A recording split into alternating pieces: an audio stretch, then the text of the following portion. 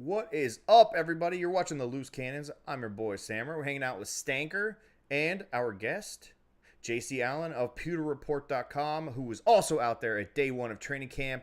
Boys, we have fucking made it. We've made it to training camp. We've gone through that bullshit of an offseason. We're fucking here. JC, welcome to the show, man. I'm happy to be here. Thank God, man. If I had to write one more Madden rating or ESPN thinks these are the top players or PFF, I was so done with that. Give me some real football. Writing about the training camp, first day of training camp was awesome. Writing about Julio Jones comments today. Julio Jones!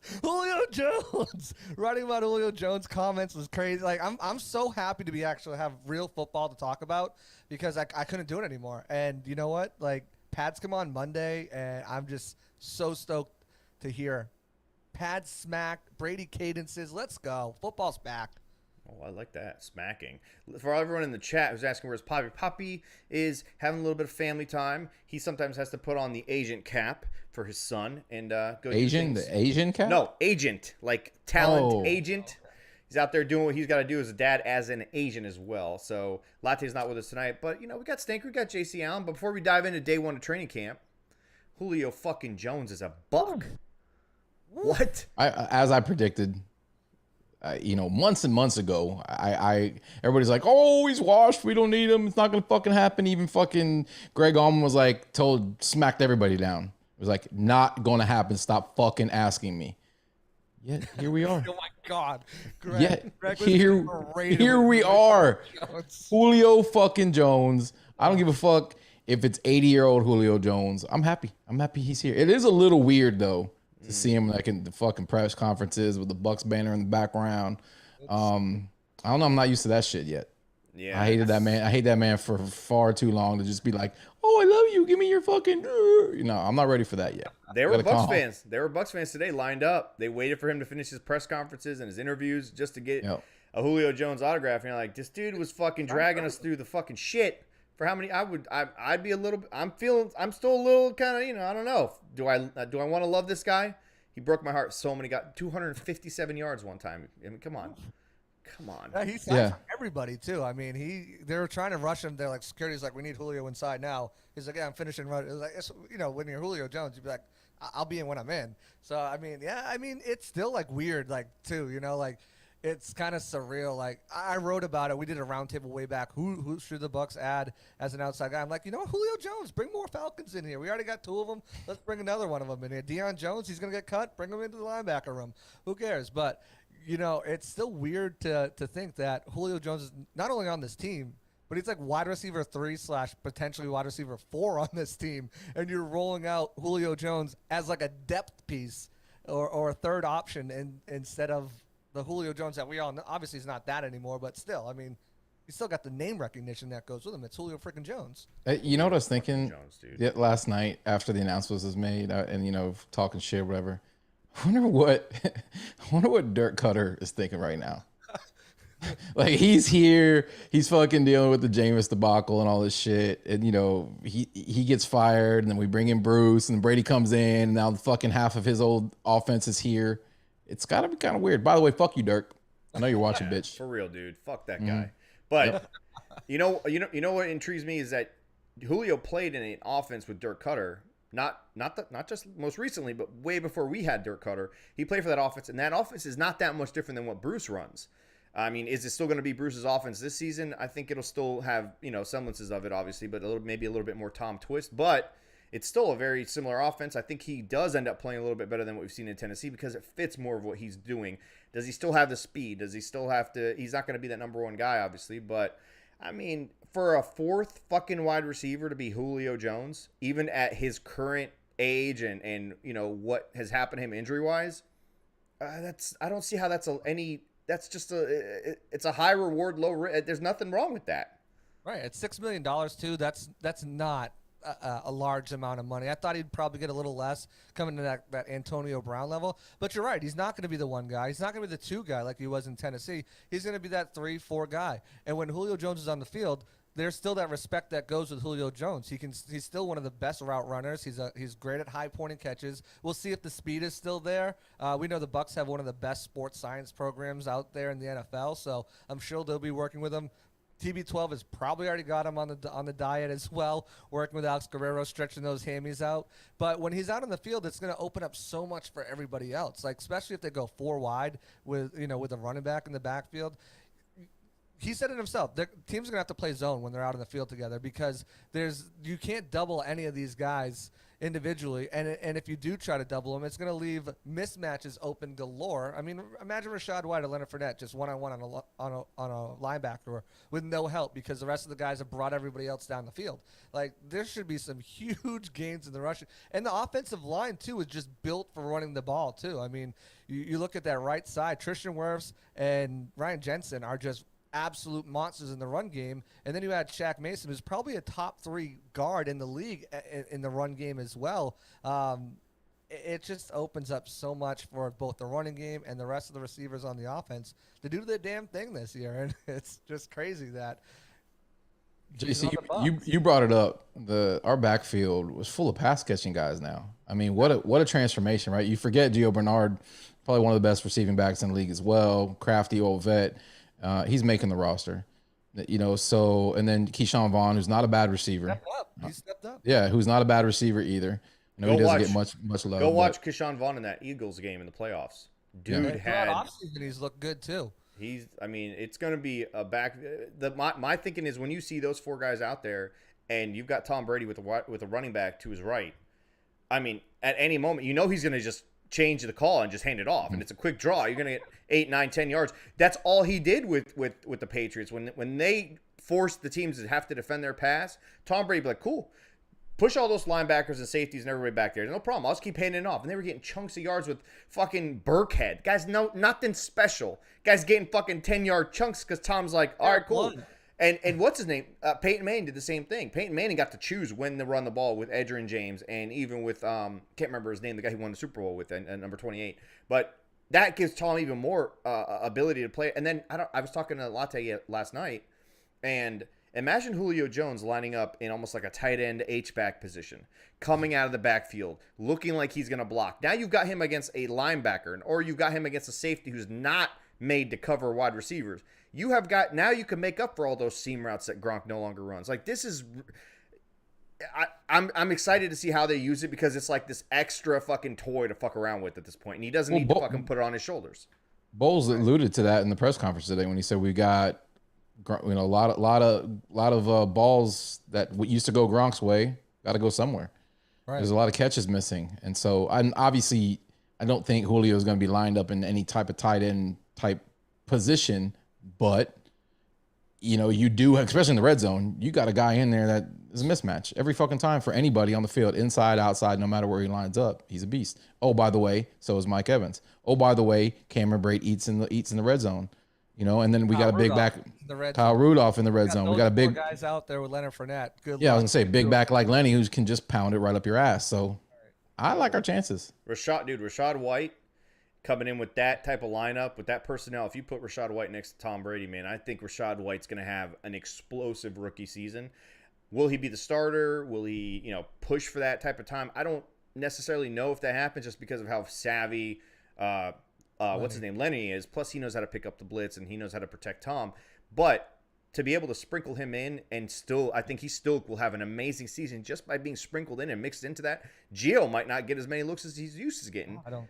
But, I mean, dude, Rashad White going against linebackers who are already fucking 10 yards down the field, get out of here. I mean, the thing is, too, you can, if you have those, if you're out 4 wide with those 4 wide receivers and you have a guy like Rashad White, Rashad can line up outside, he can line up in the slot, he can line up there's just so many different looks you can give in that formation, too. It's just, like, the Bucs, Byron just got a toy.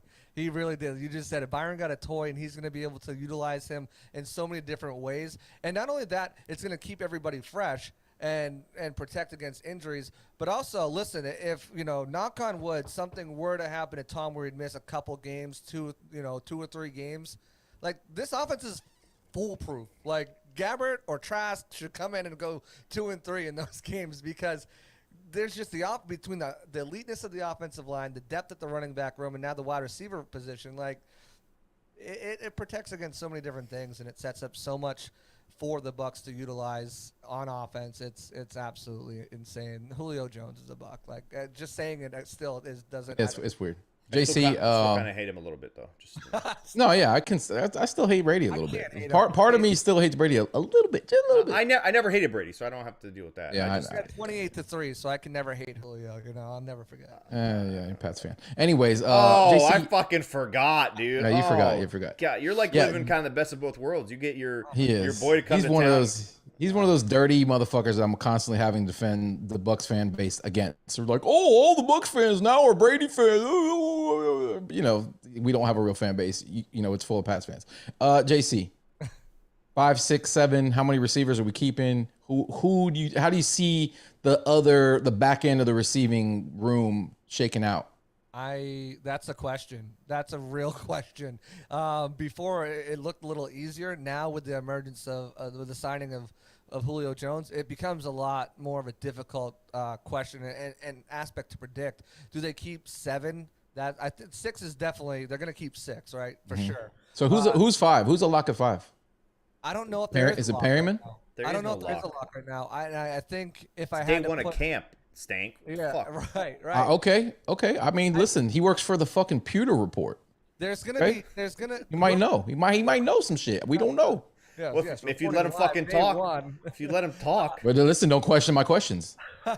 No, so I think there's a good chance to keep 7. Those 3 guys are playing special teams. One of the encouraging things we saw today was Cyril Grayson, Jalen Darden, Scotty Miller, Devin Tompkins, Kalen Geiger, Gerald Stearns, all those guys who are vying for those spots. We're all back there taking snaps at punt returner and fielding punts. So that's going to be huge for them, is to find a way to special teams.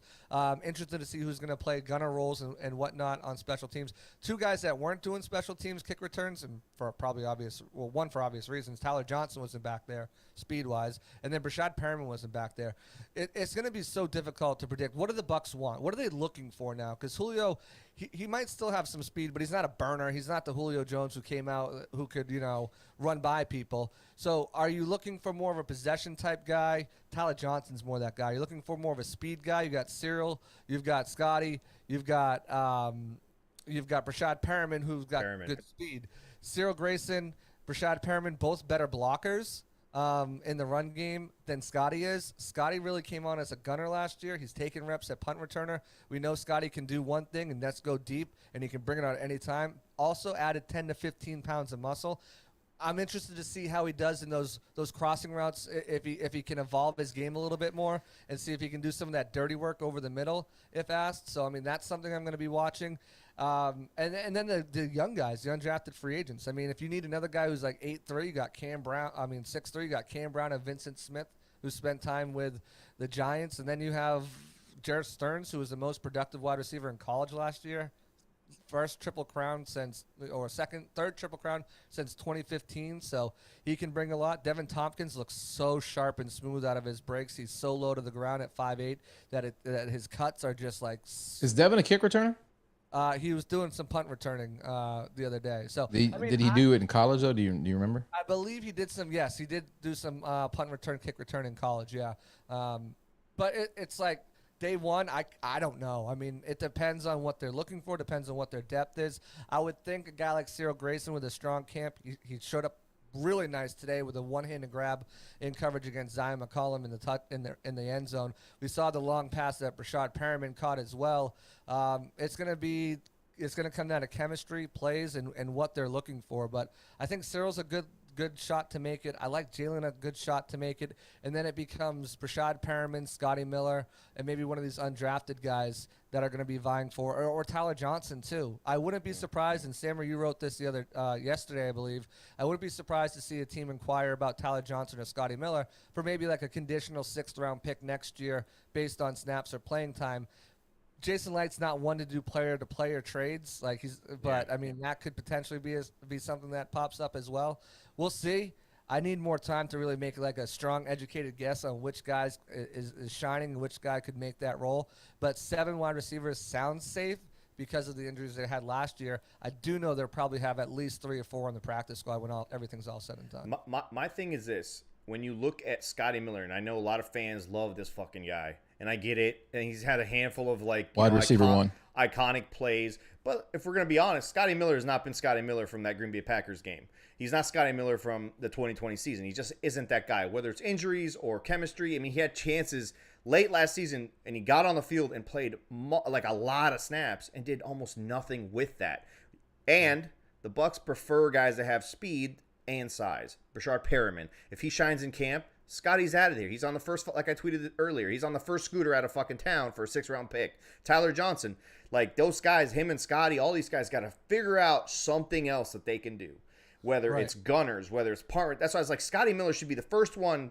Hey, special teams coach, please let me fucking return punts. He's got to find something else to get him in on the team because I think he's not going to make this team. I just don't see it because if Perriman has his size and his speed, that's a combo the Bucs want. Same thing with Grayson. Same thing with, I mean, Tyler Johnson doesn't have that speed, but again, he fits more of a mold that they can replace a Godwin with or somebody like that if there is an injury. But he's an odd man out too. I'm not saying he's even close either.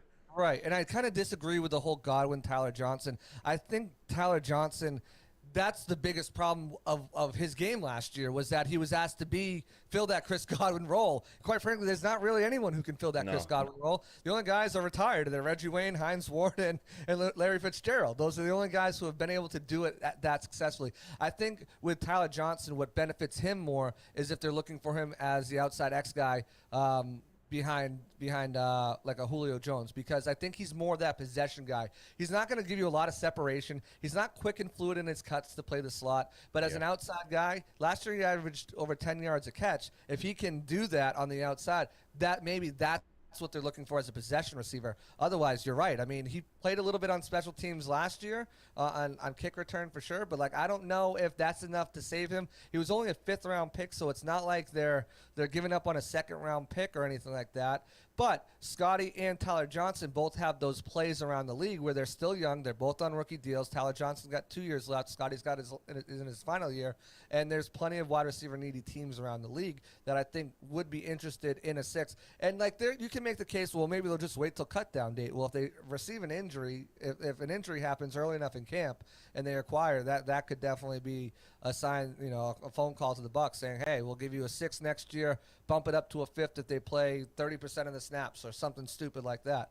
But you're right. It's all going to come down to what they're looking for. And if these guys show out, because speed and blocking are something that in this offense are at least under BA was valued very much. And that's why Brashard Perriman, Cyril Grayson continued to see the field even when Scotty got healthy because they carved out roles on offense and they could block. So if that's what they're looking for still with Byron in this, I think that's the route they go is and Brashad's one of those guys that obviously 2019 he had the big season, went and got paid a bag up in New York, and then he was cut the next year by not only Chicago but also Detroit, landed with the Bucs in the practice squad signed. So I think Perriman, while he's not former 1st-round pick, by the way, well, he's not the sexy name, right?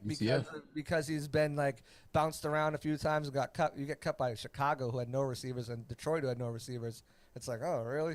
But I think he played well enough last year before he got injured that there's enough there that if he does perform well in camp, and he's off to a good start with that long ball touchdown. So yeah, and I think you become a Brady guy. It's if he likes you on the field, you're going to be on the field. And something about Cyril Grayson, bro, like he acts like he belongs there. He just carries himself like he belongs to be. Like I don't see him giving up that role either, especially when he's out there like today making plays. So clearly, injuries are going to play a big part in this. Who stays healthy through camp? Who stays healthy through preseason? That's going to make the decision making a little bit easier too. I want to transition to another position that I think is interesting because I feel like we lack real depth there, and that's that outside linebacker defensive end position. What's your feeling with the depth that we have there? Well, I asked Todd Bowles today the exact question. You're making moves here. Are you looking to add something? And he pretty much said, we're currently not looking, but if something falls in our lap and it fits with what we're looking for as a defense and with chemistry, yeah, we'll take it. I mean, they've got $5.5 million left. You can get a guy in here.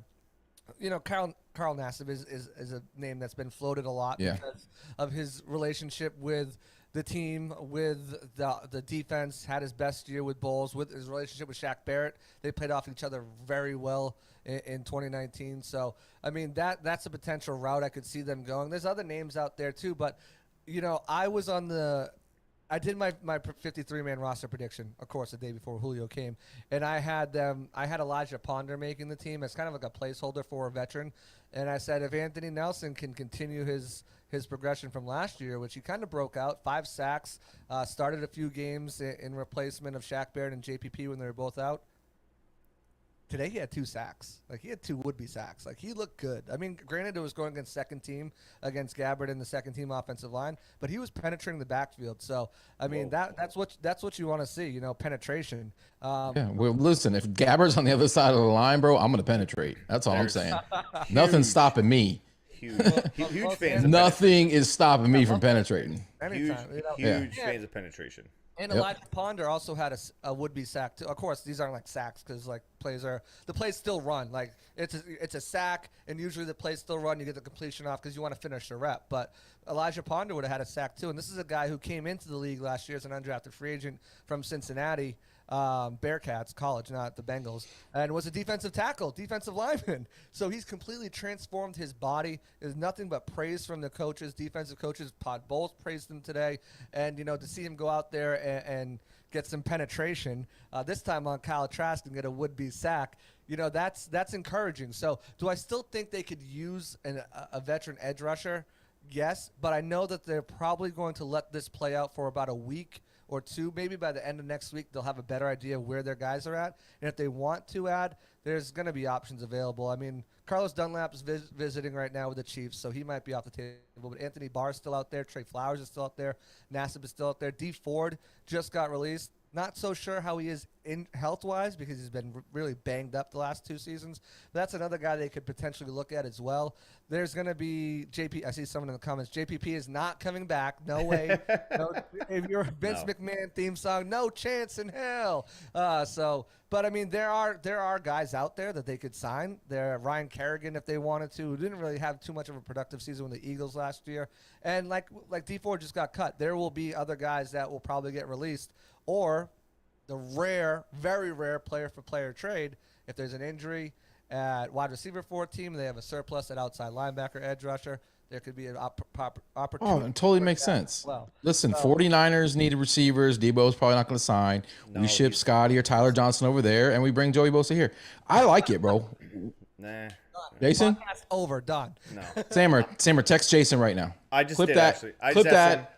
I said, what do you think the price is for a Joey Bosa? Hey, listen, I'm going to transition a little bit. We saw a new face playing on the second team defense today. Maybe a little surprising to some fans, but not to people who've been keeping up with the offseason workouts and whatnot. We saw Zion McCollum taking reps at cornerback with the second team defense over guys who were here last year. 2 guys who got playing time last year with the injuries that we saw to Jamel Dean and more notably with Sean Murphy-Bunting. What did he look like? I know it's day 1 of camp. I know it's not much, but one, it speaks a lot of what the defensive coaches and what Todd Bowles thinks of this kid. Automatically, day 1 training camp, he's jumped over a few other guys who have experience playing the NFL. But also, how did he look out there with those guys and actually like playing reps against vets? Yeah, well, these rookies, they know there's a sense of urgency on them, right? It's not like, you're coming into the Bengals not the Bengals, the Jaguars, well, it used to be the Bengals, but like the Jaguars or the Texans, and you can kind of slow play your way. If they want to see the field, especially ahead of some of these veterans, because there's amazing depth on this team, they're going to have to put their nose in the playbook, get it down, get the install down, and be ready to go when the number is called. Zion McCollum had an up-and-down day. He looked like a rookie. He had some really good plays where he was in good coverage and made quarterbacks go to different reads. But he also got beat once or twice, and one of them most notable was that one-handed catch in the end zone by Cyril Grayson. But I think the sky's the limit for this kid. I mean, he's extremely athletic, very smart, very humble, wants to learn, wants to get out there and do well. And his intangibles are through the roof. I mean, this is the best testing cornerback in combine history with speed, size, 3-cone, you name it, broad jump, long jump. So I think there's going to be, as camp progresses, he's going to – it's all about – as a rookie, you're learning so, and I mentioned this about KJ Britt and Jalen Darden, their jump that I feel like they're going to make this second year. As a rookie, you're learning a new place, you're learning new coaches, you're learning new teammates, you're learning new playbook, you're learning new schemes, you're learning installs every day. There's a lot to take in, so it prohibits you. I mean, great high talent guys can do it and do it easy, especially if you come from a very big program like Alabama, whatnot, Georgia, Ohio. It's sort of seamless, but with other guys, you're learning so much on a daily basis and there's so much going on around you. It's really hard to just play football at the speed and without thinking. Like, you just go out there and you know what you're doing, you know what your assignment is, and play without thinking. And I think that's going to take a little bit of time for Zion, but once he gets to that point, maybe early season, mid-season, where he's just going out there, he knows his assignment, he knows the playbook, he knows what everybody else is doing around him, and he can just go without playing, without thinking. I think he's going to make some impact plays for the Bucs this year. Yeah, I was going to say, he's got his size and his speed combination is not something you see very often, and he's got I mean, to have him be a potential guy to replace if Jamel or Sean end up getting their payday and it's not here, you've got this guy that you can now plug in no matter how much experience he gets this season. I'm excited to see how that kid does, especially in preseason games, and then see him get mixed in, because they've got a fucking ton of guys playing DB now, between the safeties and all the guys that can shift around. Go ahead, Stank. You mentioned Sean getting a payday. Listen, I know we're a Sean podcast here, but Sean's got to have a bounce back here, right? I mean, he's got to stay healthy. Yeah, I mean, he's really got to come back to form, get his confidence back. We know he's capable of it, but he's really got to show out, man, because otherwise you may not get paid, period. And he's and Scott wrote this in his Fab Five. I didn't see him in the slot at all today, so I'm mostly taking some outside reps. So he's going to be competing with Jamel Dean for that spot, and Jamel Dean had really an underrated season last year by many fans, including Bucs fans, who I think are still not sold on Dean, but he was a number one cornerback in the entire NFL last year when faced against press man coverage. He made some good plays. He's got the speed to keep up with receivers. We didn't see any Giants games double takes from him, which was nice. And I think that he can, if he continues his progression, he can make that jump into one of the top tier number 2 cornerbacks in the league. Who was taking first reps in the slot? We really can't divulge what was going on, but does his name rhyme with Hogan Hyen? There was a lot of 3 safety. There was a lot of 3 safety looks out there. I can't say who was lined up where, whatever. But there was a lot of 3 safety looks out there.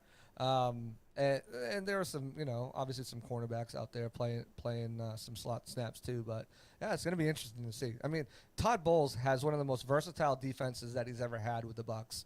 Like, you look at the offense, the defensive line, the secondary. Like, he's got the ability, even with a guy like Joe Tryon, who can kick inside on downs like that, like JPP used to be able to. He's got a lot of room to do a lot of creative things. And one of the big things too is, offensive line, defensive line, it's tough to gauge right now because they're not in pads and, they're not going full bore. But just like it takes a few guys to block Akeem Hicks and Vita Vea. Like as expected, like, you're not just getting, 2 guys' hands. You got to at least have a third guy chip or be involved in that. And that allows so much more for the cornerbacks, for the linebackers, because, the pressure that they're creating, the quarterbacks got the ball out quicker, which means wide receivers' routes aren't setting up, which means there's a chance to break on the balls. And we saw Jamel Dean had a good break on one of them. Didn't catch it, but knocked it down.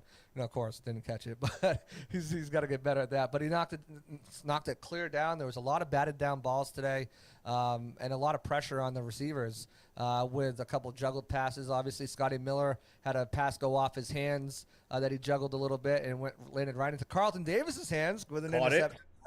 Got it. So, there's the pressure that they're getting is putting a lot of pressure on wide receivers as well to get their routes and run them quickly. It's going to be fun to watch, guys. We had Donnie Abraham with us a bunch last season. Almost every single post-game show included Donnie. And Donnie talked a lot about how when you're a corner and you have defensive line in front of you that can make pressure in the quarterback's face and really make that quarterback make the pass before he wants to, you have more confidence to jump the route. You have more confidence to just kind of start, putting your back foot down and driving into it, and you make more plays. So that leads me to my next question. With JPP gone, with Sue gone, Sue was healthy for the most part. JPP, he didn't really practice that much. I feel like we get a little bit younger, even with Akeem Hicks coming in with his injury history. I feel like the Bucs have a little bit more youth, kind of more of a youth movement on that defensive line position to where they can now kind of get a little bit more fun out of it, for lack of a better term, in terms of what they can do and how that's going to eventually, I think, help the corners, because I'm excited to see more Joe Tryon. I'm excited to see what the kid that we just drafted, name completely gone for some reason now. What's that? Logan Hall. Logan Hall. Yeah, I want to see how those guys get more reps now, where they're not having to ease in, but also that youth movement is good because these guys aren't getting tired. As much as I love JPP, him being injured, it handcuffed the Bucs for the most part last season. Whether they wanted to admit it or not, whether they were mixing Joe in or not, I mean, you could tell that defensive line was not cohesive and was not really working that well because they didn't know what they had with JPP. And he's that guy you couldn't keep off the field. And so when he was out there, he was like, he's not JPP. Yeah, but there's a reason he was starting over JTS last year. Well, there's not necessarily though. Yeah. Okay. We heard too that the guys who get paid are going to start. That would kind of rub some of us the wrong way. And that's why JPP is not back here. I'm sure if he said, look, I'll come back, be like a sub rusher role type deal, keep myself fresh, and I'll sub in for JTS. That's not what JPP wants. JPP wants to start. He wants to be the guy. Mm-hmm. And I mean, he wants to be the guy bad enough. I mean, remember when he missed part of 2019 when he was recovering from the car crash with the neck injury, right? Yeah. When Shaq had his 19.5 sack season, Shaq got about 14 of his sacks playing on the right side. When JPP came back, Shaq moved over to the left side. A majority of Shaq's production has come on the right side in this offense, going up against left tackles, where he's not going up against a bigger sized right tackle and not being chipped by a tight end. So when JPP was back, it's also now you're taking Shaq out of somewhere where he kind of operates a little bit better as well. But you talk about the youth movement, Sammer.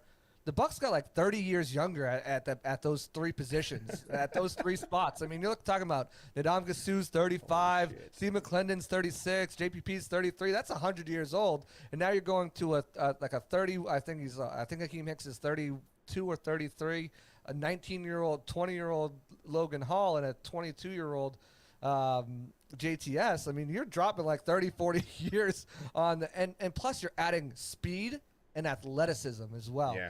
But you just lost the experience, which is what makes vets like that savvy. But you didn't, though, because you still have a guy like William Golson who's been there for 10 years now. I'm not saying we don't have experience on the line. I'm saying you're losing the experience and the savviness of an Ndamukong Suh and of a JPP.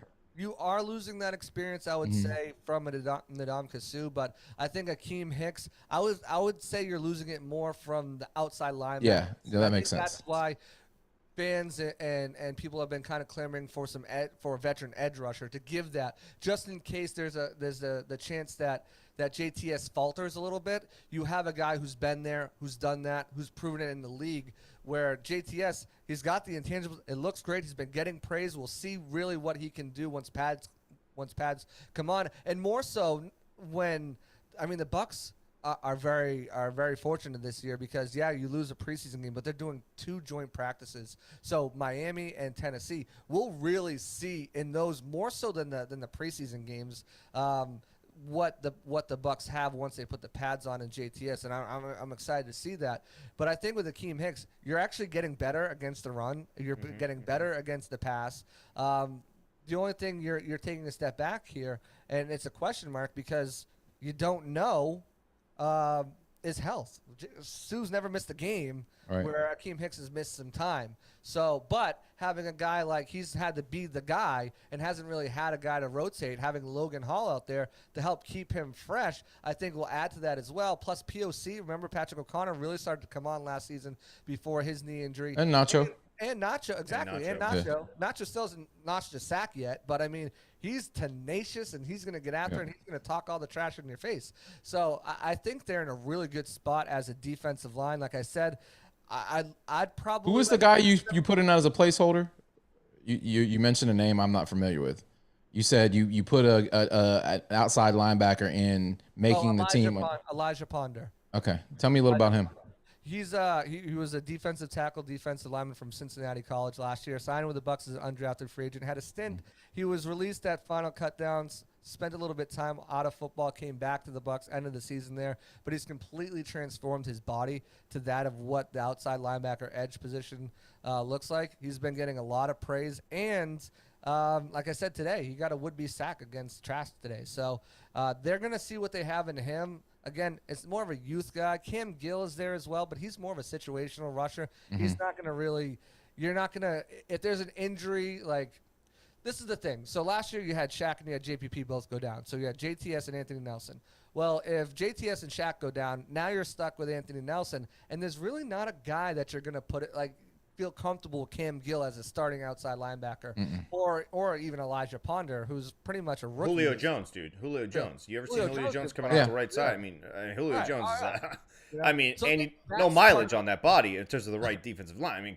I mean, you got an edge rusher right there. Wide receiver. He's never played edge rusher, but I think that's why fans want to see a guy on the outside. You know, I think Gill is best utilized as that kind of speed sub rusher when you know it's third and long and you know they're gonna. I mean, guy got a half sack in the Super Bowl on third down with Ndamukong Suh because they knew they were throwing. It was third and long, and he got back there because he's got that speed.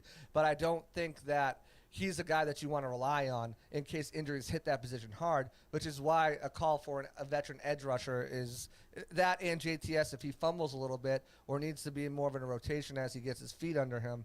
I think that's why you're seeing a call for that position. But I think, you know, and again, speculation. I haven't seen it yet because it's first day of camp. I really trust that JTS is going to have a really good season. I have him around like 10 sacks, like as his floor, just because of the people in front of him and the corners behind him being able to create coverage sacks and be able to just apply pressure. Yeah, I mean, I think the biggest thing for him is that he's going to play 1, 2, 3 different roles, and that's it. He's going to have to he gets to be comfortable in those 3 roles. When you have JPP coming in the lineup, out of the lineup, Shaq in the lineup, out of the lineup, he's all over the place. He's learning he's learning everything at once. And he played inside a lot too. Yeah, and he played inside. He dropped into coverage. Although that's something that he did well in college, it's still a lot to learn as a rookie. All of that at once. Now he gets to kind of focus in. And he missed the whole year too. Remember, like he sat out 2020. From COVID, so like that was his first football in on top of that year and a half. So, but to have Shaq go back to his natural position, his more comfortable position on the right side, and then JTS kind of focusing what he does best on that left side, opposite of him, he's going to get sacks because of the fact that if Shaq goes back to excelling at what he does from that rushing position, they have to give him the focus. They have to pay attention to him. Then JTS can clean up. But the other thing I was going to go back to was even though Suh's not here, Akeem Hicks, I feel like, is a guy more built to teach Logan Hall because I feel like they're more built the same. They're not, you know, while Suh is, you know, good at what he did, he's not the same. He's not the same Logan Hall type of, you know, he's not that same guy. I feel like he'll learn from Akeem Hicks. But again, like you said, great point is Akeem Hicks now can rotate in and out. He doesn't have to be the guy who gets all of that, you know, all of that, that weight of being, you know, constantly on the line, down in and down out because he can switch in and out with him. As a body type and the type of player I think that Logan Hall really truly becomes, I see him more as a Will Golston type deal, more than an Akeem Hicks. More athletic though. A little bit more, so more athletic Will Golston, and I think that's perfect. I mean, I think, you know, you look at the draft. It's been a weak draft of defensive tackle the last few years. So if you can get Will Golston, who gave you 10 years of his career and, you know, just had the best sack total of his season in his third season with Todd Bowles' defense, I think that's a slam dunk. Meanwhile, he's going to be able to rotate with Hicks. But, I mean, you look at, too, and you mentioned JTS having that ability to get some one-on-one looks with Shaq there. You've got 700 pounds in the front line right now with Vita Vea and Logan Hall. You add in a guy, and they're taking up 3 blockers. Like that, because you can't double both of them, but you can't just single block both of those guys. Like I said, you got to get another hand on them. So you're effectively using 3 of your blockers on 2 guys. Will Golston's in there. Now you're using 4 blockers on 3 guys, on 3 guys, and then either Shaq or JTS is going to get that tackle. Probably JTS on the left side Shaq going up against the left side against the left tackle. So now, like, you've got a mismatch here with JTS going against a tight end or a running back chipping him because of the sheer size and ability of what those down linemen can give you. So you're going to get a lot of single looks, and that's why I think JTS probably gets around 10 sacks. I think both of those two players combined, you're looking at least 25 sacks on between just Shaq and JTS. So if you have that, I mean, the Bucs haven't had 50 sacks for a very long time. I think we could see them actually go over that number this year if everyone plays the potential. It's going to be a lot of fun to watch. That defensive line, just like Julio Jones now, it opens up everything else for everybody else. Having Akeem Hicks next to Vita Vea, and no knock against Sue, too. Like, no knock against Sue. He was a dominant run stuffer. You knew what you were getting him game after game. He wasn't going to miss a game, but he didn't have that, he didn't have that able to penetrate into the backfield and get after the quarterback like Akeem Hicks can when he's healthy. And that's going to be the difference maker because, as we said, it opens up for the cornerbacks. It opens up for the linebackers, both middle line. We haven't even talked about what that does for Levante David and Devin White, but it opens up everything for everyone like the Julio Jones does on the offensive side. I was going to say signings are the key signings of the offseason. And I think the Bucs go win the Super Bowl. Those are going to be two big reasons why they do it. I was going to say, we haven't even talked about what Todd Bowles does behind all of that shit with all his blitzes, with the exotic packages he puts together, with moving guys around, having guys all standing up at the line. I mean, Akeem Hicks and Vita Vea taking up those, that's going to open up massive lanes for Devin White to just shoot right up in that gap and just fill that gap and close it, with a solid tackle, fill that hole the way we like to see.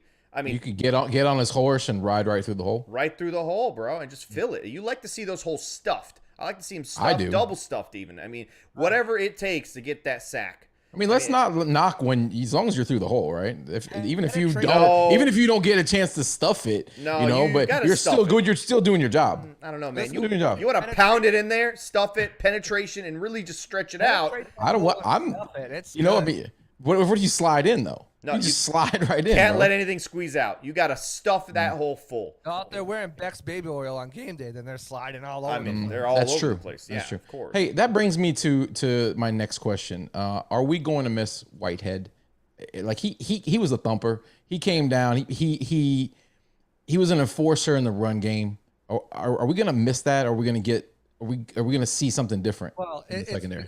It's funny. I was talking actually to your co-host, Brent Allen of Pewtercast, the other day, and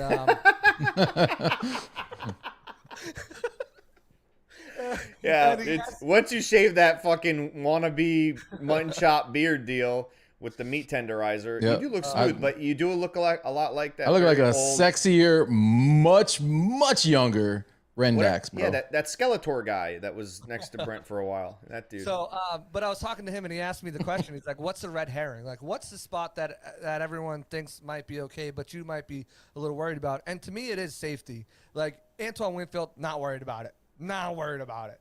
The versatility that Logan Ryan brings, not worried about it. But Mike Edwards is stepping into a role that he's never. I can't not see Rendax when I look at you now. Mike Edwards is stepping into a role that doesn't really suit him, right? He's not really a strong safety. He's not known for bringing the heat. He's not known for as that thumper who's going to lay the lumber on you, or as a really strong run defender. He's more that free safety type. And I think we talked about this when I was last on about moving Antoine Winfield in that strong safety role. You have a guy who's already made the Pro Bowl, who's probably on an all-pro trajectory. If you look at the rankings of NFL coaches, players, whatever, he's ranked in the top 10, sometimes even top 5 at his position. Last year at PFF, he finished as a second safety in the league per PFF grading. So he's on that all-pro trajectory. Do you really want to move him out of the position? Now, the question is, Neil, and I see people in the comments saying Neil. The thing is, Neil, we haven't seen Neil lay the wood since his early days with the Falcons. Yeah, we met him in person, bro.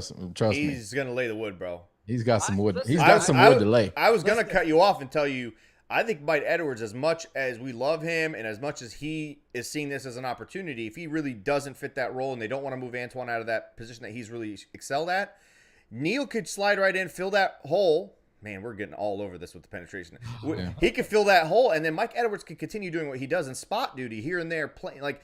But that's the beauty of what they have with all these guys. Logan, Ryan, even they're all interchangeable, and you can move them around in the middle of a play, even. Right, and I think with Neal, I think that's the thing with Neal is we haven't seen it for a while. Even last year with the Cowboys, we really haven't seen any of those hits. They're like, ooh, and he didn't really finish with a great run defense grade per Pro Football Focus. I know they're not the end all be all when it comes to evaluating film, but they're pretty good.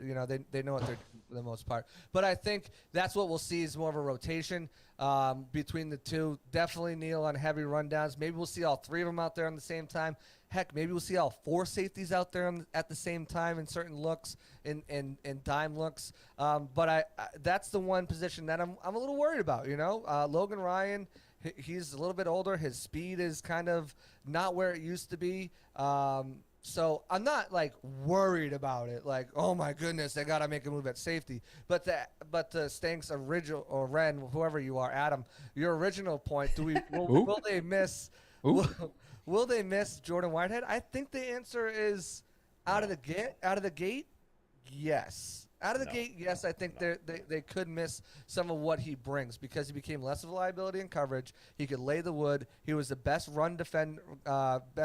against the run defense in the secondary last year. Actually, he was like the 6th best against the run defense in the league and at safety position. And the Bucs have done very well at not overpaying to retain their guys or bring guys in. He's one guy I think that they might kind of regret getting away. They didn't even make a counter offer on it. He's only making $7 million for 2 years. And I thought that he really stepped up his game. Now, if Neal turns around and is lights out in that position, rotating with Mike Edwards, everything's Gucci, everything's gravy, then, of course, you're not going to miss Whitehead and what he brought. But I think until we see it, again, pads come on, we see it against joint practices, preseason, and then regular season game, I think there's got to be a question mark there at the very least, before we see what on paper looks like it could be a good rotation, translate on the field to a good rotation. I'm a huge fan of Jordan Whitehead. I love the guy. I appreciate everything he did for us. We probably, he changed the momentum of that Green Bay Packers NFC Championship game with that fumble. I mean, he did what he did very, very well. Problem is, in pass coverage, he really didn't create any opportunities. And when you look at Edwards, he's just a ball hawk. He has things that he can bring things to the table that Whitehead doesn't necessarily bring. I'll rival that though. They both had 2 interceptions last year. The difference is Edwards had 2 for pick sixes, and it was in the same game against Atlanta. It's more of the eye test. It's not really a stats type of thing. Is when you watch him, it just I think the Bucs looked at that and said, we maybe have something that we can exploit here, create some playmaking ability, and we have a guy we can move around, but. That's not to say that, like I said, back to my original point, I think the defensive backfield between the safeties and these guys who could play in the slot, I think they're all going to be more of like an amoeba type of defense. Sometimes you'll see Antoine up high by himself, and sometimes you'll see him up at the line, and you'll put Edwards back there. And Edwards can play deep, and be that center field guy. In his rookie season, maybe not, but he's had so many years under his belt now, I think he's comfortable. And you could see him last year. He was kind of being used as a special little weapon here and there, and I think the Bucs are like, this guy's cheaper, and they added Neal and all these guys. I am fucking excited to see Ryan and what Neal are going to bring to the table because, like Stank said, dude, we saw that guy at the celebrity golf tournament for the Arians Family Foundation. Yeah. Dude, I'm telling you, that motherfucker is going to hit people. He's a big boy. I know. He was made of fucking he was chiseled. It was just a rock, dude. It was unreal. Yeah, and I agree. I just need to see it. Everything looks good. The first you need to see his wood. Yes, I need to see his wood. You got to slide in his DMs to do that, man. Yeah. Everything looks good, right? And the first day of practice, he already made his presence felt. He came in hot and batted a pass away. I forget who it is. I mean, I can look at my notes real quick and tell you. But, I mean, he was already making a play with the pass defended. So, I mean, we'll see how it progresses. But, again, Whitehead brought a different level to the defense, set the tone, was a big part of their Super Bowl championship, turned the tide in that NFC championship game, and then played with a separated shoulder in the Super Bowl from almost wire to wire. So, I think they'll be fine at safety. I just want to see it. I just want to see how it comes together. Today, it was very unique seeing what they were doing with it, and I think you hit the nail on the head too there with Bowles, with what they're going to be able to do. Versatility is key. Bowles loves versatility, and he's got guys that he can play and line up all over the place. So it's going to be interesting to see how it all turns out. You know, after last season, having all the continuity we had and everybody returning, it's such a different feel this year. You got so many new starters, 2 new guards, new safety. You got, you know, it just feels like there's been a lot of turnover. And maybe that's a good thing. I don't know. I mean, we were one play away from going to the NFC Championship game last year. You know, new defensive end, new defensive tackle. There is a lot of key positions and new guys that have to step up and prove that they can produce. I do. I want to see it too. That's probably why I'm a little anxious, you know, with all of the uncertainty. But you're always anxious. You know, they're all well. Hey, for good reason, bro. All right. Bucs fans have PTSD for good reason. You were anxious when the Bucs were up that entire Super Bowl, and it was clear that we were going to win. You were still anxious. Yep, it was 31-9. Everyone looked. It was like, we're going to win the game, and you're like, I don't know, man. You never know. I'm like, what? You never know, bro. How? You never know until the fucking fat lady is you know, she done what she did. Cali Bucks is right. Stank just says anything. I think you do. I think you just say shit at this point. We have listen, Cali Bucks. You know, he's in California, bro. He's a fucking West Coast fucking moron. He don't know. He doesn't know how we do it here in the South. He's cool. No one acts like you. We have this. I'm pretty sure this is Corey from Nashville. He's been waiting the entire. Call in, Cali Bucks. He's been waiting the entire night. So we're gonna take this call. 770. You're on with the Loose Cannons. What's up? What it do? Corey in Nashville, Corey? Right? What's up, Corey, Nashville? Right, how y'all Corey. doing, man? Good to hear Good, you man. guys, man. It's been a while since we heard your voice, bro. You know how that go. What's up, man? What you going to talk about? Listen, I'm going to say a couple things, right? You got the Taj Mahal. You got the Great Pyramids of Giza. You got 17th Chapel. What do these things have in common, right? Real quick. They are great edifices. All built by aliens? We'll talk about that on another time. Maybe the next game I attend, we'll talk about that. I believe that too. But they are edifices of wonder, all right? And what am I getting to? What do they all have? Great architects, great contractors. What I am seeing what we're doing, especially offensively, we are allowing our contractor, Tom Brady, we are giving him the tools to create something of wonder. He started it 2 years ago, okay? But, you know, that first year, all right, get the hiccups out the way. Last year was absolutely marvelous. I'm still pissed he didn't win MVP. I thought he was the best player in the NFL last year, especially offensively. There wasn't a better player than Cooper Kupp was really good too, but Cooper Kupp has to get the ball thrown to him. Tom Brady touches the ball every time, and he was absolutely marvelous at his age, seeing what he can do, being there live on that throw to Mike Evans, his last touchdown throw, Tom Brady's last touchdown throw of the season. Seeing that live was amazing. And I'm like, this dude is throwing the ball like he's Justin Herbert. One of the best deep ball throwers in the league since he's came to Tampa.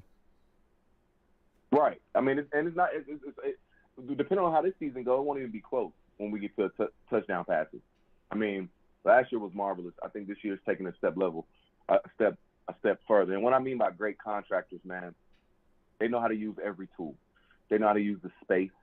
They know how to put things in the right spot to make these structures perfect, near perfect, I should say. Make them edifices of wonder. And I just believe in Tom Brady so much when you look at the weapons that we have amassed. And, you know, we can get excited about Julio and Kyle Rudolph, but it's about being the right weapon, right? You know, you don't need a sledgehammer for a nail when you're trying to hang a picture, right? So everything don't have to be people like OBJ. Even me, I was like James Bradbury. Let me go ahead and get him for defense. It don't have to be on paper. It don't have to be there. What you have to have are the tools to allow your contractor to succeed to the best of their ability, right? And I just believe that's what we did. I was not too excited about Rachaad White until I watched the tape. Then I watched the tape and I look at his stats. I'm like, this is the perfect Tom Brady. It's ridiculous. He's 6'2". I didn't even realize he was that big. Bro, he's 6'2". He's going standing next to Mike Evans today, like, he's a big boy. He's Le'Veon Bell. I'm telling you guys, he's Le'Veon Bell. Like, hey, JC, what did Julio Jones smell like, man? Well, we're gonna get that dirty bird smell off of him. Well, he just came from Nashville. We'll get that hot chicken smell off of him. Oh yeah, I got that hot chicken. Yeah. I mean, I don't know if I want to take that smell. That smell might make me like him a little bit more. Nashville makes some good chicken. And also, I think not just we knew better as true fans, and especially you guys, you're closer to those guys than we are. But as true fans, we knew Leonard Fournette was not 280 pounds. Who's going to apologize to him for coming into camp looking like JC was the first person in line. Hey, listen, I knew he wasn't 260 pounds. Florio is he's just out of. Someone needs to put this man. He's out of control. He's out of control. You guys want me? You guys want me? Got to do something. The only reason I haven't bought him out is because I don't want to give him money. That's really the only reason I haven't done it. Right. Hey, he looked good. Right. He looked. Leonard Fournette looks good. He looked good. In and out of his cuts. I mean, he looked good. And Todd even said it. He looks good. He could play right now. He could go out there. And before I go, I've never been more excited to watch a couple rookies. The 5th round corner that we got, I'm excited to watch him in the preseason, and I'm very excited to see Rachaad White in the preseason. I just want to see his hand. I think he's going to be a matchup nightmare. I seriously do. Kudos to Light and his staff for that. To me, that was similar to an Ali Marpet, where Ali Marpet was clearly the best guard to take at that time that we drafted him. And I was like, who the hell is – come on. And it was like, these guys know what they're doing. You got to trust the process, period. Talk about and he's literally a perfect running back for Tom Brady. Are there still people out there questioning Jason Light? He's going to fucking shine. I'm telling you, he's going to shine. It's gonna be awesome. I mean, if you are somebody who questions Jason Light, like, what more do you want the guy to do, man? I don't know. I mean, not just Jason too, but Spy and Greenberg and Jackie. That whole front four they're the Avengers, man. They are the original Fantastic Four. They're the first. The Avengers are more than 4 people. But. Yeah, that's why I said Fantastic Four. You got three dudes and a woman. So they're the Fantastic Four. They're the Bucs' first family. Corey Nashville always brings some badass fucking points when he calls in. I think our old friend Kevin is gonna come on here. Kevin, you're on with the Loose Cannons, man. What's up? Kevin. 415. Hey, what's going on, man? How are you? I didn't realize you guys were there. Sorry. It's our vegan buddy, Kevin. Yeah, bro. His phone needs some meat, obviously. Jesus Christ. Yeah, he's calling us from his cauliflower mobile. I had you on mute. I was watching you guys, and I had it on mute. And I was waiting for you guys to come through. That's all. Like a pro, like a professional. I was watching, and I just left. And how you guys been? Holy shit, this team is going to be fun this year. Yeah, understatement. So okay, listen, you guys. All right, you guys. Wait, Kevin. Wait, a lot of Kevin. Wait. Yeah. Before you start, people in the chat want to know if you're eating kale right now. No, I'm not eating kale. I've had a little development, a little personal development. Tore my ACL. Had ACL surgery. So you're eating meat again? I've been holed up the last couple of weeks. Yeah. What's that? Those weak tendons, bro. Those kale made tendons. Yeah, probably wouldn't have torn your ACL if you had some fucking meat in your body. Thanks. You'll love how I tore my ACL. I tore it in a mosh pit in March. What? I didn't want to admit it was torn. Kevin, old people don't belong in mosh pits. What the fuck are you doing in a mosh pit? Especially old people who don't eat protein. It was for an old band, too. Jawbreaker. It was a great show. It was in San Francisco. Hey, listen to this shit. 3 shows. It happened on the first night. I still made it to the second 2 shows on one leg. That cauliflower. What kind of cauliflower have you been eating to keep it up, man? And my sister wanted to remind me. My sister's been taking care of me because I've been holed up. I had surgery 2 weeks ago. I had 12 miles the day before my MRI. Listen, Kevin, I love you, man, but just eat a fucking steak. Okay. Your ACL will thank you. Probably. My ACL's been getting plenty of bean protein, plenty of delicious dark leafy greens. Get all the fucking plant-based iron you need, baby. Okay, all right. What's your point here? Real quick. So you guys covered all the topics. I have one quick question for you.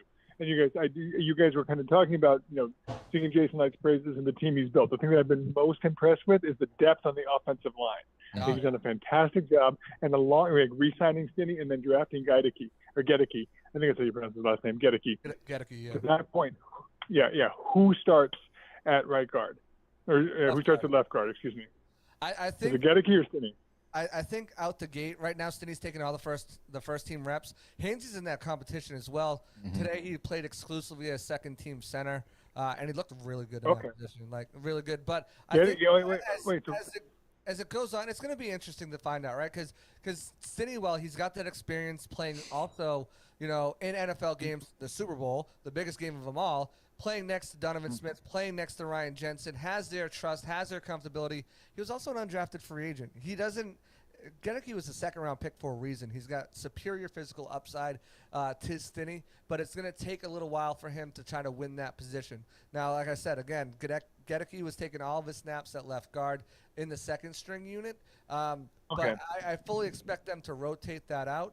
And I wouldn't be shocked if Stinney started the season, but Gedeke maybe overtook him at some point. I just think there's something to say about continuity and communication along the offensive line. It's going to determine how quickly Gedeke can build that communication with Donovan Smith, with Ryan Jensen, and that was something that offensive line coach Joe Gilbert pointed out in the offseason. Whichever guy communicates better and obviously plays well, that's not going to be the end all be all, but plays well is going to be the guy that wins that spot. The only thing I completely agree with you with the interior line. You've got Gedeke, you've got Stinney, you've got Hainsey, you've got Leverett. You've got a lot of guys there who can play. Left tackle, swing tackle, still a little bit of question mark. Josh Wells, we know he was injured in that game against the Eagles, so he wasn't 100%. Obviously injured again, still injured in that game against the Rams. Wasn't 100% where he kind of got abused. I'm looking to see Fred Johnson to see what he could do, a guy that they brought in after he was cut from Cincinnati. Has a bunch of starts in the league as a left tackle, a couple starts as a right guard. He's been mostly lining up at right tackle. So if he sees some more snaps at left tackle where Josh Wells had played and he excels there, I think now the depth is even better because you still continue that versatility. You've got a guy who's only 26 years old who has starting snaps, whereas Josh Wells, most of his snaps have come in as a reserve role. And you can also use him as a jumbo guy as well. So the offensive line, you're right. I mean, amazing depth. Whoever's is going to win this matchup is going to come down to communication and also how well they're performing on the field. And I think it's anyone's game right now, but I think Stinney still has that leg up in the competition. My thing too is that no matter who wins it, they're not going to change that throughout the season. I don't see them doing that because of what you said, communication. So it's going to come down. They're going to pick whoever they feel communicates the best and plays the best.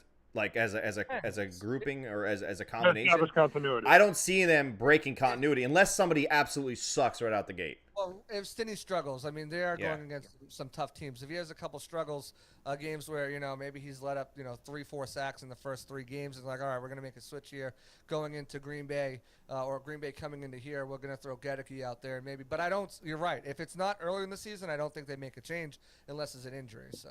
Or like you said, a glaring this guy cannot be. Quietly one of Jason Light's biggest accomplishments over the last 7 years is he's always found quality offensive linemen in later rounds from smaller schools.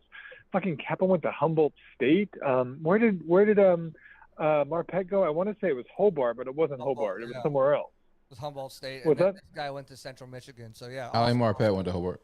Yeah, all small schools tackles that have transitioned to guards. It's like really big, fast. And we remember both Donovan Smith and Ali Marpet started as rookies, so I do think Gedeke has a shot. Like you said, it all depends on communication and quality of play. Guys, I'm so fucking excited. About Good to hear from you, Kevin. Yeah, Kevin. Feel better. It's good to hear from you too. Listen, rehab that knee, man. I need you to eat some meat to really speed that process up, man. Go ahead. I'm coming down for a game though, but I want to come down for an away game. There won't be anybody. There won't be anybody at the stadium though. What do you? I understand that, you son of a bitch. Shut the fuck up, okay? Jesus Christ. You're the one telling me I'd love to come to Tampa while the Bucs are not here. Exactly. Come to Tampa and watch an away game with you guys. We don't serve cauliflower. We're not serving you fucking broccoli and shit. You're going to come to an all-meat platter. God forbid you eat a fucking vegetable. I'm just saying. Listen, I got healthy in the offseason. I got camp ready, all right? And I didn't eat vegetables exclusively, but I still ate meat. My point is that if you come watch with us, you're going to be facing an all-meat platter. You're not going to have a choice. If you come to my house, I don't even serve sides. It's a bunch of meat and and nothing else. I saw that fucking rub you posted on Twitter for your fish. That was nothing but parsley and herbs, goddammit. That was plant-based beauty. I saw that shit. Yeah, and I rub it on big chunks of meat. I'm not putting it in my fucking mouth.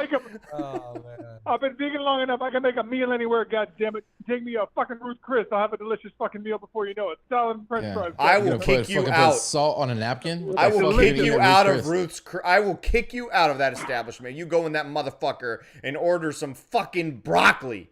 I will fucking lose it. I'm not going to steamed broccoli crisp. Let me get a broccolini with a side of fucking broccolini. Yeah, I mean, come on. Stank. Oh, that's right. Stank. Oh, Tell him. You've eaten at my house multiple times. Have you ever seen sides?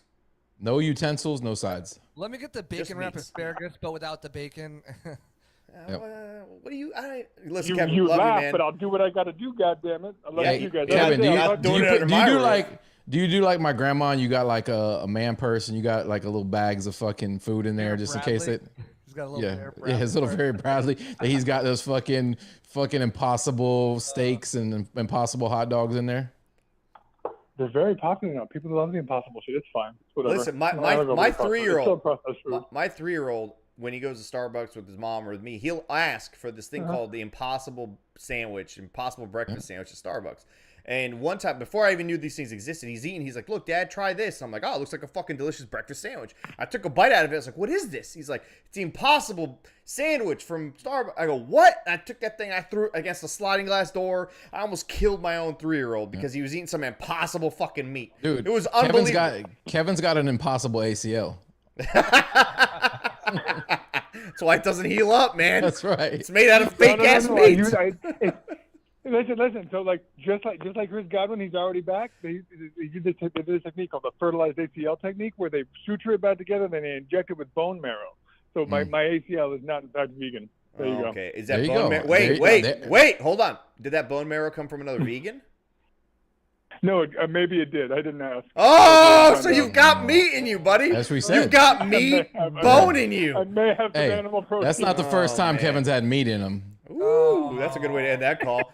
Kevin, great call, man. Thanks for touching base with us again. Full Arby's inside of you right now. All right. Hey, listen, this has been a fun show. The chat has been insane. During this. The chat's crazy. I've been watching you fucking clowns. That's how you know you made it. When you get sex bots, you know you made it. You know. I think because we mentioned holes and pounding and all that multiple times it can happen. Listen, penetration. when Samar Ali is the fucking moderator, there's gonna be all kinds of sex bots. Who knows what kind of fucking his search engine history? He's got all kinds of fucking porn viruses on his shit. Yeah, I'm seeing comments here that I usually don't see unless I'm on my live Chatterbait stream. Anyway, listen, JC, thanks for hanging out, man. Good insight as to what you saw day one in camp. Let these fuckers know where they can listen and read all your great stuff. Yeah, guys, follow me, JC Allen NFL, on Twitter, at JC Allen NFL. Guys, check out my page. We're pretty much one-stop shop for anything Bucs, anything they post, anything insiders are posting, anything Pewter Report is posting. It's all going to be on my page. You really don't have to go anywhere else besides the Loose Cannon, Sammer, Stank, Ren, and Poppy's page. Really, and that's all you need on Twitter is just us four. Good point. Check that out. And Greg Allman. Greg, Greg, definitely Greg Allman. Greg's a great guy. He was my Greg. Listen, sassy Greg is like Tampa Tom. It's awesome. It's great. Yep. My OnlyFans, I'm on Foot Finder, not on OnlyFans, Cali Bucks. So make sure you look for me there. Hey, I mean, people are. How do you think me and JC met, bro? on adult Foot Finder. Exactly. I saw those beautiful bare feet, and I was like, we gotta be friends. I was searching Boston toes, and that's where I found them. That's where it was. But no, check out all of our content at Pewter Report. We're going to have daily breakdowns of training camp, daily breakdowns of all the press conferences, everything that we see. Our Twitter is going to be live and hopping with different plays and things that are going on. So check out Pewter Report there. I've got a couple articles out there. I've actually, the dude from Nashville, I forget his name. He was talking about Corey. Corey, the constructor or whatever. I've got an article coming out about Tom Brady and his feet. His feet and his his recruitment. Like this is not what I saw in Boston.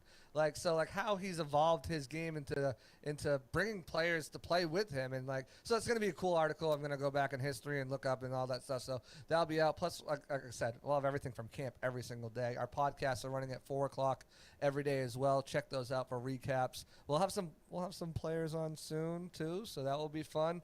But other than that, guys, always a blast on here. It's nice to let loose a little bit, have a little bit of fun here.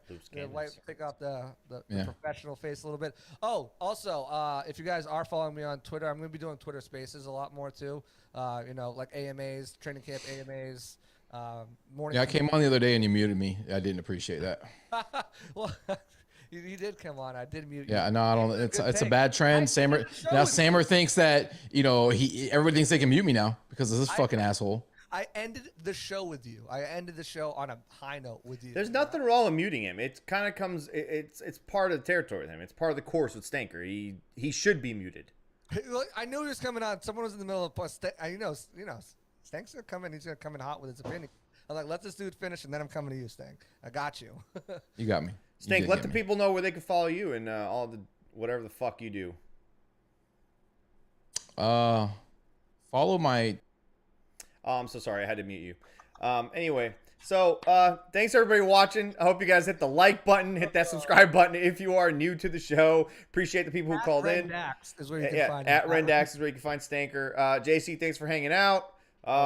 Hey, we'll be back. We're trying to do as many of these throughout training camp, whether it's day 1, day 3, day 2, day 3, as many as we can pull together.